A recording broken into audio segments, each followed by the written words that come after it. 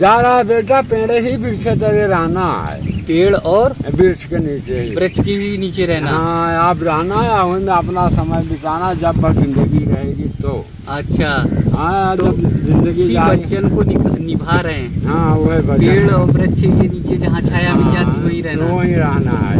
बनाने के लिए बना बोला, कहा, दिया भी, यह बात नहीं, दिया भी जी, हम रहने आए बोले। अच्छा, माँ के वचन को निभा रहे हैं। निभा रहे हैं माँ। हमारा तो एक चिंता है, क्या? भोलेनाथ। अच्छा, आपकी एक ही चिंता है भोलेनाथ। भोलेनाथ, यहाँ तो नून तेल लकड़ी की चिंता है, कोई के नहीं आएगा, भोलेनाथ। अच्छा दोस्तों, वृंदावन की इस यात्रा में मैं लगातार आप सबको महान संतों के दर्शन करा रहा हूँ। ऐसे संत जिनका त्याग, जिनका समर्पण अभिभूत करने वाला है और जिन्होंने अपने जीवन को सिर्फ और सिर्फ त्याग, तपस्या और प्रभु की साधना में लगा दिया है, व्यतीत कर दिया। एक ऐसे ही महान संत के मैं दर्शन आप सबको कराने जा रहा हूँ, जिन्होंने अपनी माँ के एक शब्द को गांठ बांधा और हमेशा हमेशा के लिए घर परिवार छोड़ दिया। माँ ने आज्ञा दिया कि जा तू घर से निकल जा, और महाराज जी ने उस दिन के बाद से घर में पैर नहीं रखा। 35 साल हो गए महाराज जी संत बने हुए, और उसके बाद वो अपने घर, अपने परिवार लौट कर नहीं गए। अभी भी, आज भी माँ के वचन को वो निभा रहे हैं। महाराज जी जटाधारी हैं और 35 साल से महाराज जी घर नहीं गए, और देश भर में जितने भी तीर्थ स्थान हैं वहाँ पर जाकर दर्शन करते हैं और भक्ति भाव में लीन रहते हैं। तो महाराज जी का भावपूर्ण दर्शन करिए, और महाराज जी के चरणों में बैठने का, शीश नवाने का, झुकाने का मुझे भी आशीर्वाद मिल रहा है, क्योंकि हमारे देश के महान ऐसे ऐसे संत हैं, किस जगह पर किस भेष में वो हैं हमें भी नहीं पता। तो महाराज जी के चरणों में बहुत बहुत प्रणाम। प्रणाम महाराज जी, इसलिए क्योंकि ब्रज की रज इस बहाने लग जाती है और संतों का आशीर्वाद मिल जाता है। मुझे यहाँ पर बैठने में इतना आनंद आता है, इतना अच्छा लगता है कि ऐसे लगता है कि मानो मैं जो किसी गद्दे पे, मखमल के गद्दे पे बैठा हूँ। वो है तो बात ही है, बोले यार, मेन मतलब यही चीज है ना कि संत मिलन के जाइए, काम क्रोध सब त्याग, जय जय पगु आगे धरे कि कोट कोट फल हो। भोलेनाथ जो भगत होता है ना, एक प्रेम का, तो ओकर कोट कोट के सफल हो जाता है। इसलिए गाते संत से मिलने के लिए इंसान जाता है प्रभु जी।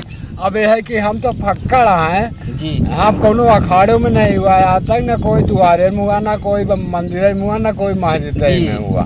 आज तक हम फक्कड़े घूम रहे हैं। यह है कि पेड़े वृक्ष तले अपना जिंदगी काट रहे हैं। 35 साल हो गए बोले जी, पेड़ के नीचे और कहीं भी जहाँ, हाँ, तीरथ बरत में अपना घूमते बहते रहते हैं, जहाँ जहाँ धाम है अपने भारत देश में। भोलेनाथ के तो लीला ही अलग है, लीला ही अलग। हाँ, तो वो है करिश्मा हमारा हुआ है भोलेनाथ जी। भटकना ही है, भटकना है। हाँ, तक कौन होना है, कोई भटकता तो महाराज जी हम जैसे लोग हैं जो गृहस्थ में हैं तो भटकते हैं। नहीं भोलेनाथ, वो गृहस्थ सबसे श्रेष्ठ माना गया है, उसको भटकना नहीं है, उसको भटकना। आपकी तो बात मान लेंगे, आपकी तो बात माननी पड़ेगी जी। वो भटकना नहीं कहा जाता। महाराज जी एक बात जो आ रही थी कि आपने मतलब माँ ने कह दिया तो घर छोड़ दिया था। हाँ, माँ ने जब से हमको कह दिया। अच्छा, माँ ने तो कैसे साल पहले कहा था? कैसा लोग?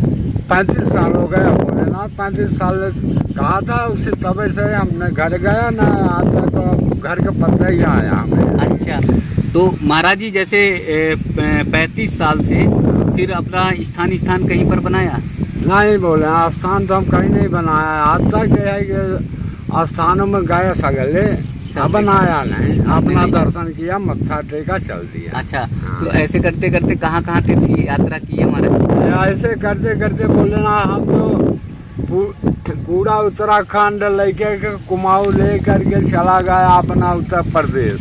अच्छा, ये अपने उत्तर प्रदेश के जितने यात्रा हैं, उत्तराखंड के, कुमाऊं के, इतने पूरे यात्रा कर डाला है जी। अब यात्रा वैसे तो गया, बिहारों में गए, बाबा बैजनाथ धाम गया, आ जाने के बाद से वहाँ जगन्नाथ धाम तक गया, फिर सगले आया, एक ज्यादा में ही रह गए, वृंदावन में। वृंदावन से लेके उत्तराखंड लेके। वृंदावन उत्तराखंड से। हाँ अच्छा। उत्तर प्रदेश। उत्तर प्रदेश में। हाँ। तो वृंदावन में राधा रानी और कन्हैया, ना और राधा। उत्तराखंड में जो भगवान भोलेनाथ और गंगा मैया। हाँ भोलेनाथ आशीर्वाद सब लेते रहे। हाँ। तो महाराज जी जैसे 35 साल आप बता रहे हैं, तो कहीं मंदिर मठ और स्थान नहीं बनाया? नहीं बोले। अच्छा। मंदिर आज तक का ना आश्रम नहीं बनाया। आश्रम कहीं नहीं बनाया? हाँ। हाँ। तो नहीं भगत लोगों ने कहा नहीं या आपने नहीं बनाया? नहीं भगत ने बहुत कहा बोले ना, हम ही नहीं बनाया। ऐसा क्यों महाराज जी? अब भगत लोग तो मंदिर बनाया तक दिया बोले। मंदिर बनाया दिया? हाँ कि यही मंदिर में रहो, आप कहीं नहीं जाना, आपका सारा व्यवस्था ही मंदिर में रहेगा। अच्छा, यहाँ पूजा पाठ हाँ करना? बस पूजा आरती होती है शाम सुबह कर देना, धूप बत्ती दे देना, बस उसके बाद अपना कोनो भजन करते रहो, कोई मतलब नहीं जी। तो हम तब भी नहीं रुका बोले जी। हाँ। अच्छा, ऐसा क्यों महाराज जी? अब हो गया बोले ना, वह अपने माता का वचन को पालन करते रह गए। माँ के वचन के पालन किया हाँ। कि तू निकल जा तो निकल जा। निकल जाए अब यह वो वरदान है कि बाब जा रहा है बेटा, पेड़े ही वृक्ष तेरे रहना है, पेड़ और वृक्ष के नीचे ही, वृक्ष के नीचे रहना। हाँ आप रहना है, वहीं में अपना समय बिताना, जब भर जिंदगी रहेगी तो। अच्छा। हाँ तो जब जिंदगी इसी जाएगी। वचन को निभा रहे हैं। हाँ वही वचन। पेड़ और वृक्ष के नीचे जहाँ छाया मिल जाती वहीं रहना। वहीं रहना है, वहीं अपना। कहीं आश्रम और मंदिर नहीं? आश्रम नहीं, मानना मंदिर ही बोले। अच्छा, बनाने के लिए लोगों ने बोला भी, कहा भी? हाँ बनाने के लिए बोला, कहा, दिया भी। यह बात नहीं, दिया भी जी। हम रहने आए बोले। अच्छा, माँ के वचन को निभा रहे हैं। निभा रहे हैं माँ इस को। 35 साल में माँ से कभी मुलाकात? नहीं बोले, आज तक 35 साल हो गए, कोई मुलाकात नहीं हुई ना, हम आज तक होगा पता ही लगाया नहीं लगाए। अब वो भक्ति भाव में और उसमें बस उन्हीं में बोले आप अपना समय बिता रहे हैं, भक्ति भाव में जी जिंदगी को बिता रहे हैं जी।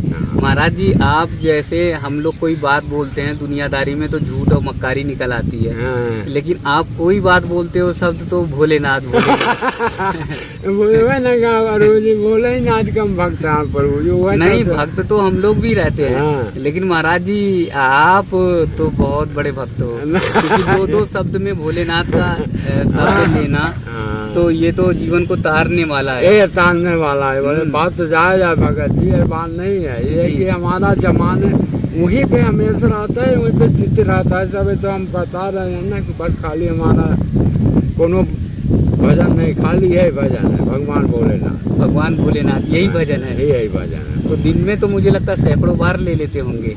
हाँ बोले सैकड़ों बार हो जाता है। अब ये बोला जो आज जय सिया राम, जय शंकर, जय भोलेनाथ बोलना पड़ता है खुदा। फिर हमारा जमाना है, अगर हम भी बोलेंगे तो भोले कह करके बोलेंगे।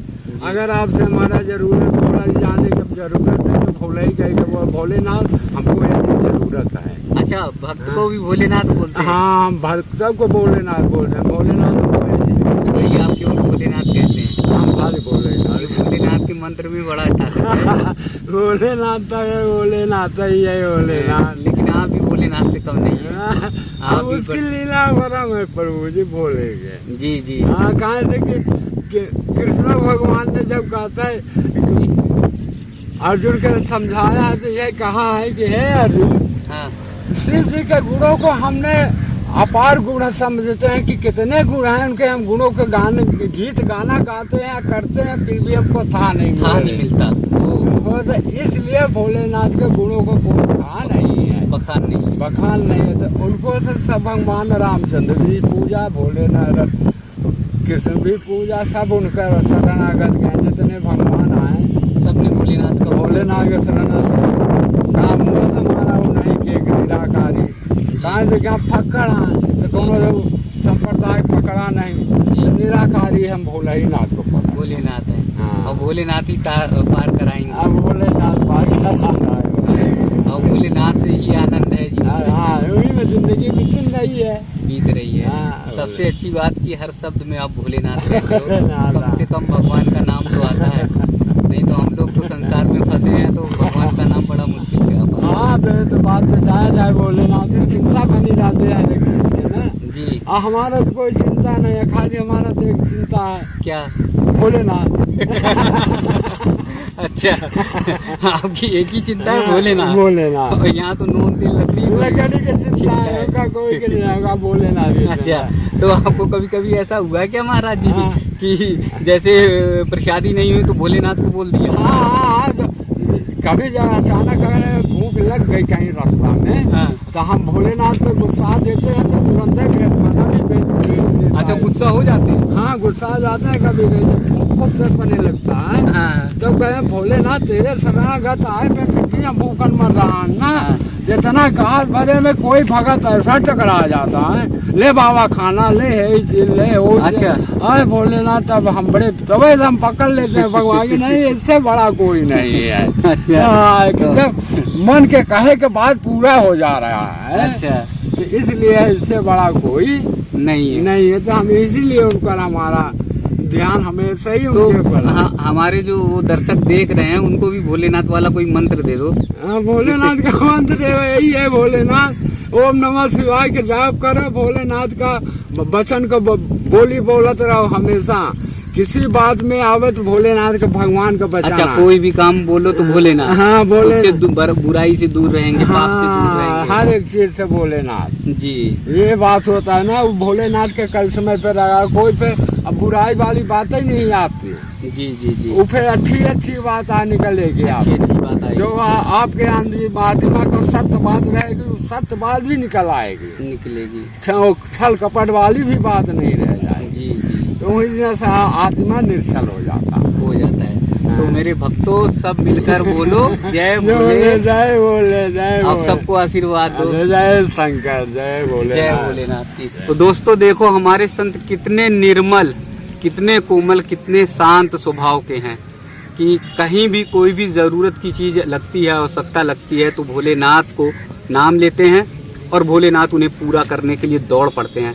महाराज जी कितने सहज और सरलता से बोल रहे हैं कि कभी कभी तो भोलेनाथ पे गुस्सा भी जाते हैं। जब अनुराग होता है, जब प्रेम होता है, स्नेह के बंधन में आप बंध जाते हैं तो कभी गुस्सा भी कर जाएंगे तो भोलेनाथ कभी नाराज नहीं होंगे। सहज और सरलता से महाराज जी भोलेनाथ को आदेश देते और भोलेनाथ दौड़ते हुए महाराज जी की सेवा के लिए आ जाते हैं। यानी कभी प्रसाद की व्यवस्था कर देते हैं तो कभी और जो चीज़ों की व्यवस्था कर देते हैं। और इसी भोलेनाथ के नाम को लेकर महाराज जी ने 35 साल तक इस संत यात्रा को आगे अनवरत चलाते रहे। तो दोस्तों यही मेरे रियल हीरो हैं, वास्तव में यही हमारे हीरो हैं और इन्होंने ही हमारी भारतीय संस्कृति और सभ्यता को बचाए रखने का काम किया है। वृंदावन कभी आइए, उत्तराखंड कभी आइए, महाराज जी को देख लीजिए, महाराज जी की जटा को देख लीजिए और महाराज जी का एक जो वाक्य है उसे पहचान लीजिए, जय भोलेनाथ। जय भोलेनाथ कहते ही महाराज जी दर्शन देंगे, उनका आशीर्वाद आप सब लीजिए। अब मैं दिखाऊंगा महाराज जी ने 35 साल कैसे व्यतीत किया, उस यात्रा को भी मैं दिखाऊंगा। आज मेरा बहुत ज़्यादा सौभाग्य है कि महाराज जी के चरणों में जो है शीश नवाने को, शीश झुकाने को मुझे मिल रहा है और महाराज जी का आशीर्वाद मुझे मिल रहा है। मैं दिखाऊंगा महाराज जी 35 साल कैसे एक झोली में काट देते हैं, कैसे रह लेते हैं। इसीलिए मैंने आप सबको रियल हीरो कहा है, वास्तविक हीरो कहा है कि हमारे संत, हमारे महात्मा कैसे अपना जीवन कम से कम में कर लेते हैं। एक ये झोली है महाराज जी, इसी में बता रहे थे थोड़े बहुत जो बर्तन है, इसी में प्रसाद बनाना, गांव में कहीं चले जाना, किसी से आटा मांग लेना और टिक्कर बनाकर प्रसाद ग्रहण करना, भोलेनाथ को प्रसाद कराना और फिर प्रसाद ग्रहण करना। आप ये समझ लीजिए 35 साल में अगर हमारे पास एक मकान नहीं होता है, हमारे पास गाड़ी नहीं होती है, हमारे पास और चीज़ों की ज़रूरत नहीं होती है तो हम कितने परेशान हो जाते हैं, कितने ज़्यादा व्यग्र हो जाते हैं। लेकिन 35 साल महाराज जी सिर्फ इस झोले में भोलेनाथ का नाम लेकर अपना पूरा जीवन व्यतीत कर दिए।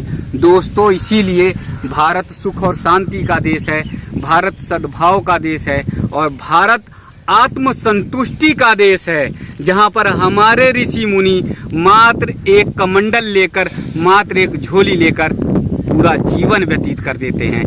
दोस्तों ऐसे ही भोलेनाथ के भक्तों के दर्शन, ठाकुर जी के भक्तों के दर्शन, राधा रानी के भक्तों के दर्शन मैं लगातार आप सबको कराता रहूँगा।